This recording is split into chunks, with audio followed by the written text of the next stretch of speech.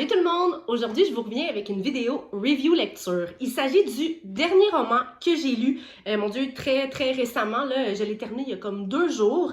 Et il s'agit d'une suggestion à lire absolument le plus rapidement possible. Certaines d'entre vous risquez de la connaître. Si vous ne la connaissez pas déjà, c'est une autrice à découvrir, encore une fois, absolument le plus rapidement possible. Il s'agit de Sylvie G. Et moi, j'ai lu récemment Salo. C'est pas le premier roman que je lis de Sylvie G. J'en ai lu vraiment plusieurs. Et celui-ci, ben, est le dernier en liste. Et j'ai, comment dire, il y a comme pas de mots. Il y a comme pas de mots dans le sens que Sylvie G a une facilité à transmettre l'amour, mais aussi à semer des rebondissements dans ses romans parce que la plupart de ses romances, pas toutes, mais la plupart de ses romances sont ficelées autour d'une enquête policière. Donc, moi, ça, c'est quelque chose qui me fascine. J'écris de la romance feel good, de la comédie romantique et du drame, mais moi, les intrigues policières, c'est quelque chose qui me fascine et que j'aimerais tellement un jour écrire. Alors, en plus de vraiment triper sur ce style de romance-là, eh bien, ça m'impressionne, ce qui fait que ça a vraiment été, Salo, un page-turner pour moi.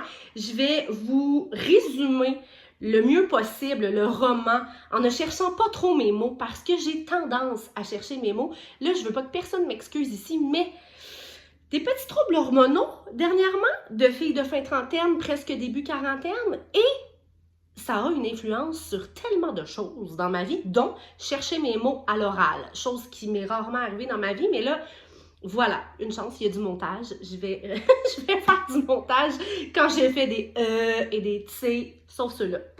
Donc, Salo de Sylvie G, qu'est-ce que c'est? Mon Dieu, c'est une romance. Moi, je la qualifierais de slow burn parce que c'est quand même une romance qui se ficelle, ça se dit-tu? C'est quand même une romance qui se dessine lentement.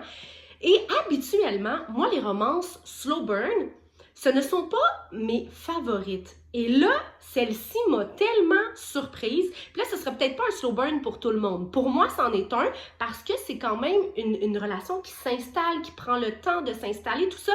Et pour moi, ben, c'est ça, c'est un slow burn. Et j'ai tellement aimé ça. Ça m'a comme zéro ennuyé que ce soit un slow burn parce que, notamment il y a, ben, en fait, l'intrigue policière est tellement enlevante, tellement captivante que ça a été un page-turner pour moi et j'avais tellement hâte aussi de voir les aboutissements de la relation d'amour parce que Sylvie G a une facilité à transmettre le frisson, mes amis. Et j'ai vraiment embarqué dans ce roman-là de A à Z. Je l'ai lu en quelques jours seulement et c'est bien peu dire de dire que j'ai aimé ça, adoré ça parce que j'ai carrément mis mon cerveau à off par moment dans mes projets déjà en chantier. Je travaille actuellement sur 2 projets et là, entre mes sessions de rédaction, j'avais juste hâte de reprendre mon livre Salo. Là, je m'excuse. Si jamais Sylvie G voit cette vidéo, je l'ai vraiment trimballée dans le pédalo, sur le bord du lac, dans mon bain. Je l'ai trimballée un peu partout. Mes romans ont beaucoup de vécu, moi, dans la vie, mais ce sont mes romans. Donc, je vous prierai de ne pas me juger, s'il vous plaît.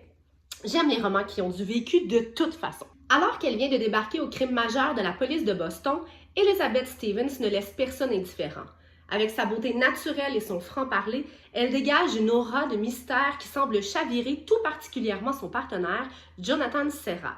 Si le cas d'une présumée tueuse en série obsède de plus en plus Jonathan, il est tout aussi déstabilisé par son attirance pour Elizabeth. Connaissant sa réputation de briseur de cœur, la jeune femme s'empresse de rejeter ses avances. De toute façon, croire à l'amour lui semble illusoire, sachant que son passé trouble pourrait refaire surface à tout moment. Au fil de cette enquête qui semble sans issue, Elizabeth découvre en Jonathan une personne avenante et sensible pour qui elle développe des sentiments. Cet homme réussira-t-il à l'émouvoir malgré sa peur de perdre le fragile équilibre qu'elle s'est bâti au fil des années?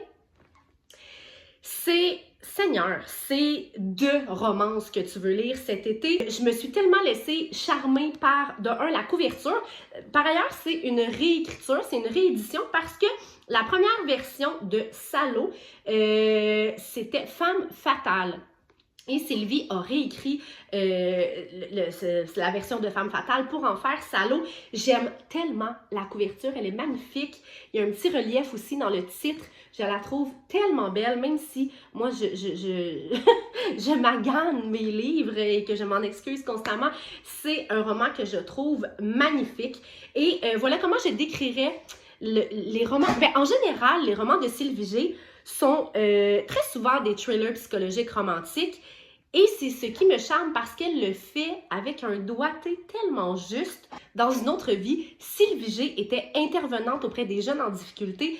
Et je pense, en tout cas, là, ça c'est mon opinion personnelle, que ça l'a probablement aidé à ficeler des intrigues, des thrillers psychologiques, la psychologie des personnages, tout ça. Je pense que ça l'a grandement aidé pour ça. Et Seigneur, on ne peut que remercier son ancienne profession parce qu'elle le fait merveilleusement bien dans ses romances. J'ai tout aimé de ce roman-là. En fait, de la relation amoureuse, je l'ai dit tout à l'heure, qui se bâtit tranquillement, mais qui donne tellement de frissons et on espère tellement que ça va bien se passer. Et l'intrigue policière, il s'agit d'une... Il y a une tueuse en série, je l'ai étudié je veux tellement pas rien spoil, j'ai pas envie, oui, le cas d'une présumée tueuse en série obsède de plus en plus Jonathan. Ce pan-là de la tueuse en série, ça a tellement apporté une couleur différente à ce roman-là. Et je le recommande, je ne peux pas dire autre chose que je le recommande. Et je le disais tout à l'heure, j'ai lu plusieurs des romans de Sylvie G. Pas tous, je crois qu'il en manque quelques-uns à ma liste, mais je compte bien remédier à ça là, avec les différents salons du livre qui vont avoir lieu. Il s'agit d'un roman écrit à 2 voix. Donc, on est dans la peau de Jonathan et on est dans la peau d'Elisabeth. Et ça apporte une dynamique vraiment intéressante au récit parce que ça nous permet de comprendre des choses qui sont laissées en suspens quand on lit la partie de l'autre personnage. Et ça ajoute une couleur vraiment unique. Alors voilà, Salo de Sylvie G, tu le veux dans ta pile à lire.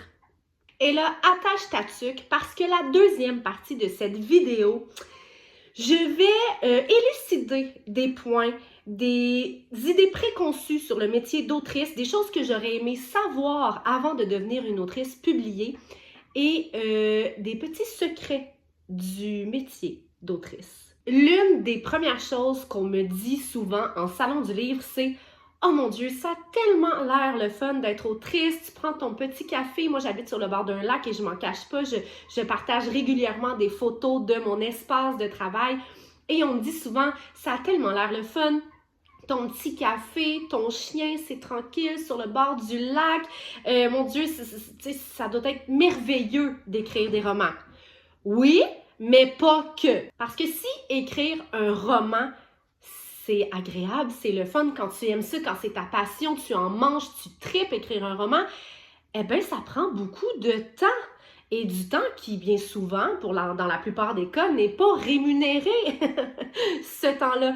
Moi, combien de fois je me suis fait dire « Oui, mais tu sais, t'écris par passion, t'écris pour le plaisir. » Oui, tout à fait. Parce que si j'aimais pas ça, clairement que je ne me donnerais pas tout ce trouble-là pour écrire. Parce qu'après avoir fait un premier jet, il y a la correction.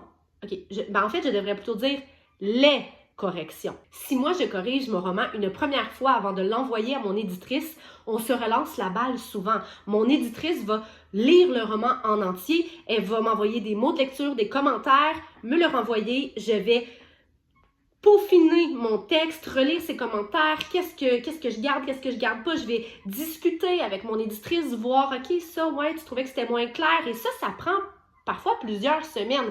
Ensuite de ça, je le renvoie, et là, le roman est relu par mon éditrice. Après qu'elle l'ait relu, elle va l'envoyer à une autre correctrice. La correctrice va corriger les incohérences, l'orthographe, les temps de verbe, etc., tout ce qu'il y a à corriger. Ensuite, je vais le recevoir pour une autre lecture. Cette lecture-là, je vais l'effectuer avec la plus grande des attentions, même si je connais mon texte par cœur, même si parfois, j'ai l'impression d'avoir écrit un mot parce que je l'ai en tête, mais finalement, je ne l'ai pas écrit. Fait qu'il faut vraiment être concentré pour éviter les coquilles. Et un coup que ça, c'est fait, je le renvoie. Ensuite de ça, eux le relisent, je le reçois de nouveau. Là, je n'ai pas compté le nombre de fois qu'on se renvoie la balle, mais ensuite de ça, quand je le revois monté en format électronique, PDF, on dit, je suis pas très bonne pour les termes, je dois relire mon texte comme si je le lisais pour la première fois et m'assurer qu'il n'y a vraiment aucune coquille. Et même à ça, on en laisse tous et toutes passer, malheureusement. Mais là, après l'écriture de ton roman, là, supposons que tu es déjà dans une maison d'édition. Là, je parle pas du processus de faire publier un premier roman. Là, je parle de, mettons que tu es habitué dans ce milieu-là. Après l'écriture de ton roman, la correction, il y a la promotion du roman. La maison d'édition, oui, elle en fait une très grosse partie, mais je pense, ça c'est mon avis personnel, qu'une autre très grosse et grande partie revient à l'auteur, à l'autrice, à l'artiste pour promouvoir son roman. Et ça passe par les réseaux sociaux, d'où ma présence hyper active sur les réseaux sociaux. Parce que je pense, encore une fois, c'est mon opinion personnelle, c'est pas tout le monde qui est d'accord avec ça, que ça passe énormément par les réseaux sociaux de nos jours. Après ça vient l'anxiété. Bon, là, moi, je suis une personne anxieuse, ce n'est pas tout le monde qui est anxieux, anxieuse, mais en général, les artistes, quand ils livrent un produit, quand ils livrent une œuvre, ils sont un petit peu anxieux de voir la réception que va en faire le public, le lectorat, leur lecteur, tout ça. Fait que je pense que ça fait partie de la game et que, bon, s'il y a un auteur, une autrice qui vous dit « Moi, je suis zéro stressée, je l'ai écrit pour moi, ce roman-là, qu'on aime ou qu'on n'aime pas, moi, je l'aime. » Oh mon Dieu, ben tant mieux, mais moi, c'est clairement pas le cas. Fait que vient tout le après, gérer les attentes de la maison d'édition, tout ça aussi, c'est une grosse partie d'être auteur-autrice. Et là, on me parle souvent des redevances, le côté financier. Et ça éveille, mon Dieu, les passions. À chaque fois qu'un auteur, qu'une autrice en parle sur les réseaux sociaux, ça éveille toutes sortes de questionnements et c'est très normal. Et il y a plusieurs écoles de pensée à ce niveau-là. Mais en général, un auteur, une autrice au Québec gagne 10% des ventes effectuées sur un roman. Donc, en général, selon le prix du roman, entre 2 $ et 3 $ du roman vendu. Si on s'entend pour dire qu'un best-seller au Québec varie entre 3 000 et 5 000 exemplaires vendus, faites le calcul et aussi qu'on est payé en grande majorité une fois par année. Ce qui fait qu'on est une bonne année sans trop savoir exactement combien on va faire au bout du compte. On n'est pas payé pendant l'écriture du roman, là. On le fait bien souvent, pour moi, pas à temps perdu parce que maintenant je l'ai vraiment intégré dans ma routine, mais c'est une décision que j'ai prise il y a 2 ans quand je suis revenue de congé de maternité, de réduire mes heures en salon de coiffure parce que non, l'écriture n'est pas mon métier principal. J'ai décidé de réduire mes heures en salon de coiffure pour écrire davantage. Parce que là, avec un enfant, 2 beaux enfants, la vie de famille, 2 métiers, ça ne fonctionnait plus dans mon horaire. Et comme j'écris majoritairement toujours 2 romans par année, là, je m'en venais un petit peu coucou là, dans ma tête. Là, le manque de sommeil, j'en ai encore du manque de sommeil, mais là, c'était vraiment pire. Donc là, maintenant que je vous ai parlé des redevances qu'on reçoit, grosso modo, une fois par année, 10% du livre vendu, qu'en général, c'est de 3 000 à 5 000 un best-seller, et ça, c'est pas toujours vendu en une seule année, là. Ça peut s'échelonner sur plusieurs années pour devenir un best-seller. Tu sais, souvent, on entend les histoires à succès des auteurs, des autrices hyper connus, que ce soit en France, aux États-Unis, au Québec. Il y en a plusieurs qui sortent du lot, mais il y en a beaucoup qui sont vraiment loin du compte, là, qui vendent pas 10 000 ou 30 000 ou 50 000 exemplaires de leur roman. Ensuite de ça, il y a aussi les coûts cachés qu'on ne connaît pas, que les gens ne réfléchissent pas et ne pensent pas quand tu deviens auteur ou autrice. Les déplacements en salon du livre, parce qu'il y en a plusieurs salons du livre au Québec. Moi, je parle toujours au Québec. Il y a plusieurs salons du livre. Moi, je fais souvent à l'automne le Saguenay, Rimouski, Montréal, l'Estrie. Ensuite de ça vient Gatineau, Trois-Rivières, Québec, il y a l'Abitibi, il y a la Côte-Nord. Les gens pensent souvent qu'il n'y a que Montréal et Québec, mais non, il y a une 12aine de salons du livre échelonnés sur l'année et peut-être même plus, tu sais. On n'est pas obligé de participer à tous, mais c'est quand même assez lucratif pour un auteur, pas nécessairement monétairement parlant, là, parce que pratiquement pas, mais pour aller rencontrer ses lecteurs, ses lectrices, discuter avec les gens, tenter le pouls, parler de ses prochains projets, nouer des relations d'affaires aussi, rencontrer des collègues, échanger. C'est tellement formateur pour un auteur ou une autrice de faire des festivals, des salons du livre. Fait que c'est vraiment important, mais la grande majorité, payons nos déplacements, les chambres d'hôtel, l'essence, la nourriture. Souvent, il faut s'absenter. Tu sais, moi, je travaille en salon de coiffure les mercredis, jeudis, vendredis. Maintenant, les jeudis, vendredis, je fais du 9 à 9. Mais quand je vais en salon du livre et que j'ai de la route à faire, je prends mon vendredi de congé complet. Et ça, c'est un 12 heures que j'enlève sur ma paye dans cette semaine-là. Fait que c'est des coûts quand même qui paraissent pas, que les gens ne réfléchissent pas, mais qui existent bel et bien. Et donc, il faut être très passionné. Moi, j'ai envie de parler de la charge mentale créative. Comment on conjugue tout ça, cette charge mentale-là créative qui nous assaille quand on est en famille, au travail. Puis là, je parle pas de ça comme de quelque chose de difficile ou de grave, ou je veux pas me plaindre de ça.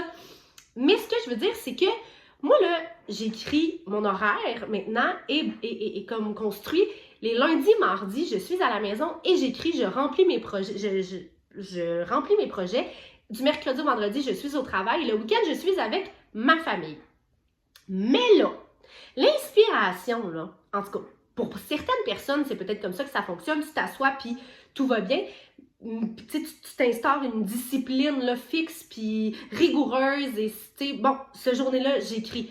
Mais moi, c'est pas comme ça que je fonctionne. Même si les lundis, mardis, c'est censé être des journées d'écriture, ça m'arrive d'être comme ça devant mon écran et d'attendre parce que tout est mélangé dans ma tête, tout ça. Et là, le samedi arrive, on est en famille, on fait une activité, on est en train de, je sais pas, on est au zoo de Granby, boum, ça me vient.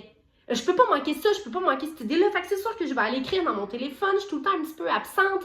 Puis là, je vous entends déjà dire, ben voyons, tu sais, quelle mère de famille de bouette. Mais je suis déjà comme ça dans la vie d'être un peu tout le temps écervelée, là, on va le dire. Là, je pense à 1000 affaires en même temps, je suis pas la seule, là, encore une fois, je me plains pas de ça. Mais de devoir, de vivre avec cette charge mentale créative-là, c'est quelque chose qui peut tomber sur les nerfs de tes proches, de ta famille. Ils peuvent comprendre, très bien comprendre, mais oui, ça peut tomber sur les nerfs à la longue. Donc, être autrice, non, ce n'est pas juste de s'asseoir avec un petit café ou un thé, de regarder les oiseaux chanter et d'écrire avec une belle petite musique. Ça demande de la discipline, de la rigueur et de la volonté fois 1000. Pour finir, j'ai bientôt terminé cette vidéo-ci, mais je vais répondre à une question aussi qu'on me demande souvent. Combien de temps ça prend écrire un roman? Ben ça, tout dépend de la vitesse et du rythme de chaque auteur-autrice. Moi, en général, écrire un roman, mon premier jet, ça peut me prendre environ 3 à 4 mois. Ensuite de ça, j'ai un 3-4 mois de réécriture, correction, etc. Et donc, j'écris 2 romans par année. Donc, pour un seul roman, c'est environ 6 mois en tout et partout. À mes débuts, parce que là, il y a mon 11e roman qui sort cet été. Donc, ça fait 10 ans que je travaille avec la même maison d'édition. J'écrivais pas à ce rythme-là. J'écrivais un roman par année. J'ai écrit un roman par année pendant 5 ans, grosso modo. Et les 5 dernières années, j'en ai écrit 2. Tu sais, c'est presque 2, 1 et demi, 2. Puis, en tout cas, j'ai fait des projets aussi, j'ai participé à un collectif, tout ça. Donc, écrire un roman, tu sais, des fois, il y en a des auteurs, des autrices qui disent « Ah, moi, j'ai écrit ça d'une traite en 1 mois et demi. » Mais ça dépend du nombre d'heures que tu alloues à l'écriture également. Est-ce que tu fais ça à temps plein? Est-ce que tu intègres ça dans ta routine? Donc, c'est tellement en montagne russe. Je peux pas dire, tu sais, les gens, combien de temps ça prend écrire un roman? Et là là, pour moi, pour ma part, environ 6 mois. C'est déjà tout pour cette vidéo-ci, mais avant de finir, j'aimerais que tu me dises, si tu es en train d'écrire ou si tu songes à te lancer pour écrire un roman, qu'est-ce que tu aurais aimé savoir avant de te lancer? Qu'est-ce que tu aimerais savoir si tu veux te lancer? Réponds-moi en commentaire. Et si tu as aimé cette vidéo et que tu aspires à voir d'autres vidéos sur le processus créatif d'une autrice québécoise, que tu veux entrer dans mon univers et voir où est-ce que j'écris, ce que je suis en train d'écrire, que je te lise des extraits, ben abonne-toi. Salut, à bientôt!